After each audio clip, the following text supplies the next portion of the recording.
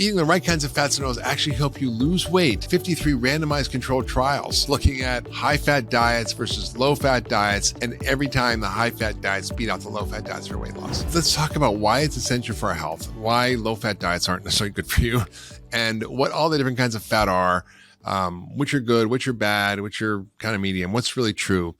So let's talk about fats and oils, what you should be eating, and what you need to do to avoid the bad fats. Okay, so true or false? Let's do a true or false segment here. True or false? Vegetable oils are better for your health than animal-based fats. True or false? False. They're not. What is a vegetable oil anyway? Well, it's usually a seed or bean oil, soybean oil, canola oil, safflower oil, sunflower oil. And these oils are relatively new to human history. The increase in soybean oil consumption has been 1,000-fold. I mean, that is a lot of increase in oil, or 1,000% increase in the last 100 years. So that is not something that our bodies have been consuming for our entire evolutionary history. And these oils in these forms are heat extracted. There's use solvents and chemicals like hexane. They're often oxidized. They're very unstable, and they're used for usually deep frying. They're in all processed foods, and they're really low quality. And there's some interesting data that it may increase the risk of heart disease, suicide, homicide, violent behavior as we start to increase these and decrease the traditional fats we eat, which were primarily olive oil and saturated fats. Okay, true or false? A salad with non-fat dressing or lemon juice is healthier than one drenched in oil. Actually false. You need fat in order to actually absorb a lot of the nutrients in plant foods like vitamin A that's in, or carotenoids that are in vegetables. Olive oil also is incredibly healthy. So you do want to put the refined oils in your salad dressing? No. Do you want extra virgin olive oil? Yes, because it's been shown to reduce heart disease, diabetes, obesity. And there's been many studies looking at this, and we can talk more about that in a minute. Next, true or false question. True or false? Cholesterol from eggs clogs your arteries and causes heart disease. False. In fact, even the dietary guidelines in 2015 said, we got it wrong. Cholesterol is no longer a nutrient of concern, and cholesterol-rich foods like eggs or shrimp have really no effect on the cholesterol in your blood, and it's not really linked to heart disease, which is kind of funny. I mean, you have literally, 200 milligrams per deciliter, let's say, of your cholesterol. You have 5 liters of blood. So that's like 10,000 milligrams of cholesterol floating around in your blood. If you eat like 200 milligrams from an egg, do you think that's going to be a problem? Not really. So it's really not. In fact, eggs are really an amazing food, particularly pasture-aged eggs. True or false? Vegetable shortening is a better alternative than lard or pork fat when cooking or baking. False. Trans fats are bad. Shortening shortens your life. It's been ruled as non-GRAS by the FDA, meaning not safe to eat, not generally recognized as safe. It's obviously doesn't taste as good as lard, but we'll talk about saturated fats in a minute, but definitely no shortening in your life because it shortens your life. Next, true or false? Fats and oils make you gain weight because they have more calories than carbs or protein. Fat has 9 calories per gram. Protein and carbs have 4. So if you eat more protein and fat and carbs, you're going to lose weight, and more fats, you're going to gain weight. Not true.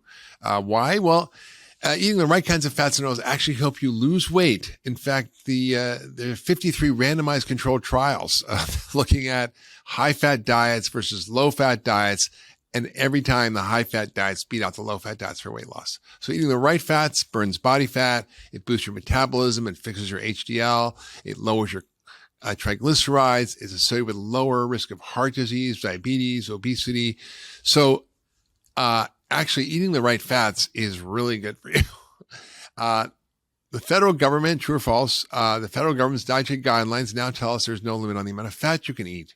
True. Actually, until 2005, the guidelines said we should be eating a low-fat diet and lots of carbs. Now they finally caught up with most of the science, not all of it. And remember, the food pyramid said eat 6 to 11 servings of bread, rice, and pasta a day. And eat fats only sparingly, the little tiny tip of the pyramid. And at the bottom was like pasta and bread and cereal. It should be inverted, actually. So let's talk a little bit about the purpose of fats and oils. What is the nutritional purpose? Well, they help us feel full and satisfied. If you eat carbs, you can just keep eating them. I mean, people binge on a bag of Chips Ahoy cookies, but nobody's binging on a bag of avocados, right? Okay. They increase our metabolism. They actually don't contain sugar, which spike insulin. And basically, they help us lose weight and increase our fat burning. We also need fat to produce our healthy cell membranes. Every one of your 30 trillion cells has a beautiful membrane around it, like a baggie, and that is made up of fat. It has to be made up of the right fats. Also, we need them to make hormones. Where does your testosterone and cortisol and estrogen and progesterone come from? Comes from fat, comes from cholesterol, right? It also is important to make your immune cells, and it regulates inflammation and metabolism. Fats are really critical in all the inflammatory pathways. So eating the right fats are anti-inflammatory, and the wrong fats are inflammatory. Also, we need fat because our brain is 60% fat. Pretty important. All right, what are the 6 things we need to know about fats and oils? Well, monounsaturated fat is our friend. It's a good guy. MUFAs, we call them MUFAs, monounsaturated fat. And where do they come from? Well, the most common source, obviously, is olive oil, but they're also found in macadamia nuts and almonds and many, many other nuts and seeds. They are really important. They have, particularly extra virgin olive oil is full of polyphenols and antioxidants that can protect against heart disease. They've been shown to lower blood pressure, improve insulin sensitivity, lower your LDL cholesterol. So, I mean, yes, fats can lower LDL cholesterol. More important when it comes to cholesterol, it actually changes the small dense particles, which are super harmful, that attack the walls of your arteries and cause hardening of the arteries. So it actually guards against the damage that's caused by the sugar. So you get rid of the sugar, you increase the olive oil, and your cholesterol will get better. They also are the main pillar of the Mediterranean diet, which has been shown to extend life. Things like olive oil, nuts, seeds, avocados, great source of monounsaturated fats. Also, they're present in animal foods like butter, lard, beef, chicken fat, can be helpful as sources, although they're tend to be more a mixture of other fats like saturated fat. They're also found in some unhealthy refined foods like canola oil, which can have some monounsaturated fats, but that's also produced in a way that bleaches it, that's refined, has lots of chemicals, high heat, and it's deodorized. So it's kind of a, industrial food product. It's not a whole food in any way, shape, or form. And when you do that to the oils, it's not good for them. They oxidize, they become damaged. I mean, even olive oil, you've got to keep olive oil in a dark container, in a dark cupboard. It's when you leave it out, if you get some really dark green olive oil and you put it in like a clear glass jar on the counter, leave it for a while, you'll see it turns from dark green to light green. That's because it's oxidized, and that's very dangerous. That's rancid fat. What about polyunsaturated fat? Well, there's not just one kind. There's many kinds, the good, bad, and the ugly. So these are essential. There's no such thing as essential carbohydrates, but there are essential fats, and these polyunsaturated fats are essential. What are they? Well, there's linoleic acid, which is an omega-6 that's essential, and omega-3 fats, which there's a number. There's alpha-linolenic acid, which is from plant sources like walnuts or flax seeds, and EPA and DHA, which are found in fish, wild game, grass-fed meats. These are the foods that we traditionally eat from an evolutionary history perspective had a lot of these omega-3s. So we had way more omega-3s than omega-6s. So, it's not that omega-6s are bad. It's just about how much we're having, what form we're having. So we need to know about these. You need both of them, but you do not want to get your omega-6s from refined oils. You want to get them from whole foods, nuts, seeds, beans, grains. These all have the omega-6s. Those are fine to eat in the whole food forms. And of course, the omega-3s, which you can get from fish oil, wild fish, and so forth, and certain wild plants, wild game. Omega-3s are really quite amazing. They regulate this whole pathway called eicosanoids, and they basically regulate inflammation and are anti-inflammatory. They protect your heart. They're great for your brain. They're important for mood. They help your diabetes, chronic disease, skin health, pretty much everything. Immunity. If you have low levels of omega-3s, which is about 90% of Americans, you're at much higher risk of heart disease, chronic inflammation. You see low levels in people with Alzheimer's, ADD, dementia. People who are violent, depressed, suicidal often have low levels of omega-3s. Bipolar disease has been even shown to be treated with some omega-3s sometimes. Too much omega-6s actually can cause inflammation. Not so great. Where are you going to get them? Well, omega-3s are, like I said, in whole fatty fish. My favorite are sardines, mackerel, anchovies, herring, small fish, fatty fish, grass-fed meats, eggs that are pasture-raised. You can get algae is a great source. Actually, it's how the fish get it. So you can get DHA from algae. It's hard to get EPA, flax seeds, walnuts. Omega-6, where are you going to get those? Like I said, whole grains, beans, but stay away from the ones that are in processed foods. Stay away from the ones that are refined oils. You shouldn't be eating those at all anyway, like desserts, packaged snacks, potato chips, any kind of industrial food, conventionally raised meat. People have fried things made in a diner. I mean, these are all full of these processed oils like soybean oil. Bottom line, we need polyunsaturated fats, but we should get them from whole foods, like the fatty fish we talked about. We should definitely be getting our good polyunsaturated fats from things like fatty wild-caught fish, like salmon, sardines, herring, anchovies, mackerel, pasture-raised, grass-fed meats, regeneratively raised meats, and whole grains sometimes, which have good fats, and nuts and seeds, poultry and eggs, grass-fed dairy, avocados, walnuts, pumpkin seeds, chia seeds, flax seeds. Actually, chia and flax have a good source of omega-3s, although the body has to convert them, which is not so great for most people. Next fat, let's talk about saturated fat. Well, I could write a whole book on that. In fact, I kind of almost did, called Eat Fat, Get Thin. I encourage you to check it out. There's a lot of stuff in there about this and how we got to the view that saturated fat was bad and why it's not the boogeyman anymore. Now, that said, there are certain people that genetically don't tolerate saturated fats as much. There are certain kind of physiotypes. I'm one of them, which is what we call lean mass hyperresponder. My body fat's like 6-7%. I exercise a lot. And so my body somehow does not process saturated fat very well. So if I eat too much saturated fat, I will get abnormal cholesterol. So I think it depends on you, but most people who are metabolically unhealthy, like diabetics. I mean, I had a patient who was very overweight, pre-diabetic. I put her basically on coconut oil and butter and a ketogenic diet and saturated fat mostly. And she lost 20 pounds. Her cholesterol dropped like over 100 points. Her triglycerides dropped 300 points. Her HDL went up 30 points, which you just don't see. So it actually can be very helpful. In fact, saturated fats raise HDL. They raise LDL a little bit too, but it's not necessarily bad. They lower triglycerides. Next thing you should know about fat is trans fats are the worst fat. If there's good, bad, and the ugly, it's the ugly, right? Margarine, Crisco, shortening.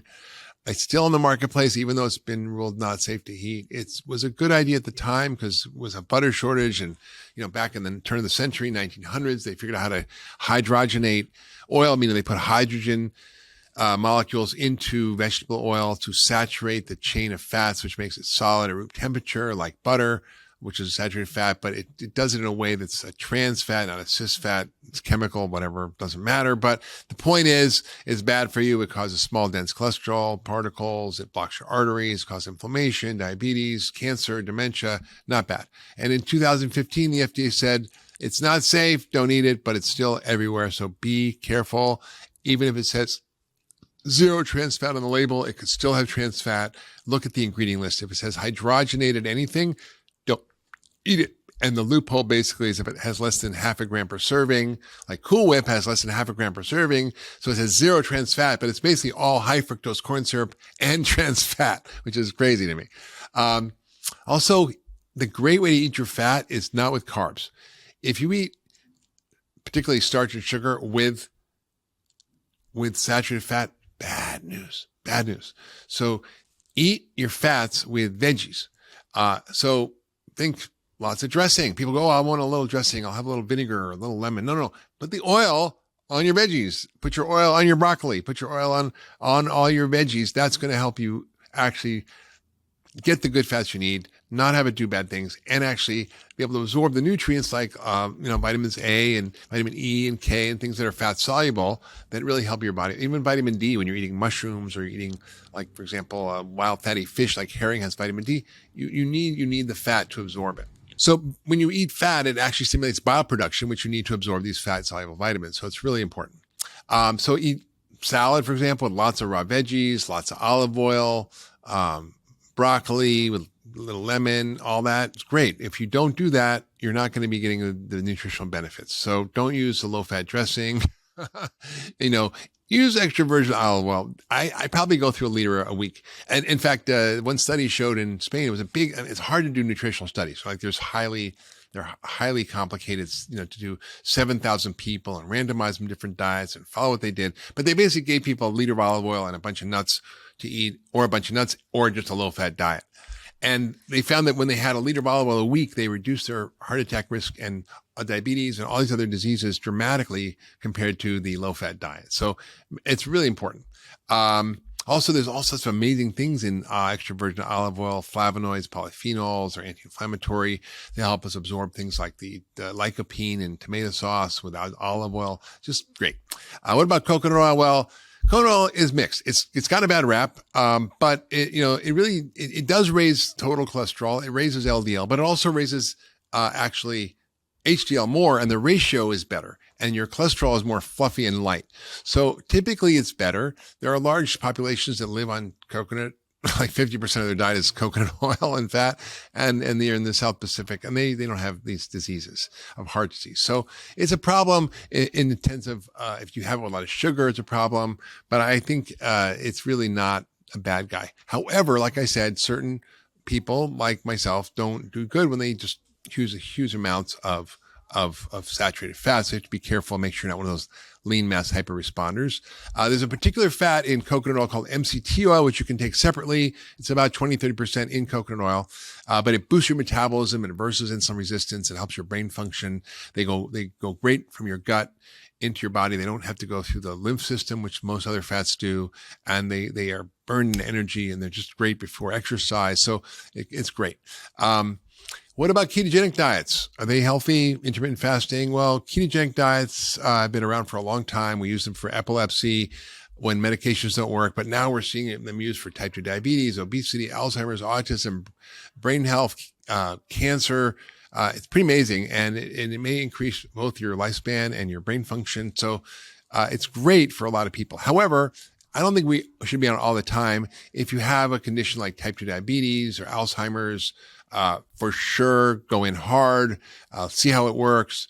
It doesn't mean you have to be on it forever. And some people cycle in and out. So it's something that, requires a little bit more thought, but can be very effective. Now, what about, the environment? Is it bad to eat fats for the environment? Well, some are good, some are bad, right? Palm oil, they call it conflict palm oil, and they're destroying the habitats of orangutans. It's being used to replace trans fat in a lot of baked goods and a lot of snack foods, but it causes deforestation, disrupts ecosystems, all kinds of human rights violations, terrible working conditions. So make sure that you look at this, because, one of the largest areas of deforestation in Indonesia, and places in these equatorial countries, it's the palm oil. So it's really bad. So make sure you have sustainable palm oil. It's called CSPO, Certified Sustainable Palm Oil, conflict-free palm oil, really important. What about olive oil? Well, sometimes overdoing olive oil can be a problem in some of the Mediterranean countries. So there's got to be more responsible olive oil practices. But be careful about that. Organic is better, regenerative is better. Coconut oil, again, it can be very popular, but a lot of people who are actually doing this are, being abused in terms of working conditions. They live in poverty. For example, 60% of small scale coconut farmers live in poverty in the Philippines, where they get a lot of it from. So look for the fair trade. And be careful what you're buying, where it's sourced from. So how do we get the best sustainable fats and oils? We're going to have it all in the show notes, but olive oil, you can, link to the True Truth and Olive Oil website where you'll see what the kinds you can have. There's California olive oil, maybe better. Certified coconut oil, organic coconut oil. There's actually regenerative coconut oil now from Dr. Bronner's. Grass-fed butter, if you're going to have butter. Thrive Market's a great source of wonderful, good fats from avocado oil to macadamia oil, walnut oil, fair trade oils, and so forth. How much should we eat? Well, get it from real food. Regeneratively raised meat, safe fish, pasture-raised chickens, eggs, grass-fed dairy, sheep and goat, obviously. I like better avocados, nuts and seeds, extra virgin olive oil, a little grass-fed butter, ghee. Don't be afraid of fat, but make sure you understand that the kind of fat you eat is way more important than how much. In fact, I think you should not be afraid of fat anymore as long as you're cutting down the starch and sugar. But definitely cut out those refined oils. They're not good for you. And by the way, just a reminder, don't combine fat with sugar or starch. It's like rocket fuel for weight gain. So if you want to gain weight, eat a donut, right? A deep fried carb, right? That's not good. Really bad cholesterol, French fries, ice cream, buttered bread, all that stuff. Do not eat that. We should eat fat regularly at every meal, particularly in the morning. One of the good ones we should eat, well, I use organic avocado oil. I use grass-fed butter. I use sometimes extra virgin or virgin organic unrefined coconut oil. Occasionally I'll use lard or tallow or duck fat or chicken fat, but mostly olive oil, extra virgin olive oil, avocado oil are my staples. And then lots of other kinds of sources of oil like tahini, walnut oil, almond oil, macadamia oil, sesame oil can all be used safely as long as they're not the main oils. And what should we be avoiding? Well, all the other ones: soybean oil, canola, corn, safflower, sunflower, palm, peanut, what's vegetable oil? Broccoli oil, margarine, all the other substitutes, hydrogen, anything, get rid of those. If you love that last video, you're going to love the next one. Check it out here. The average American has about 152 pounds of sugar and 133 pounds of flour a year. That's almost a pound a day. And that is driving lots of metabolic issues, insulin resistance, organ fat, and that creates a whole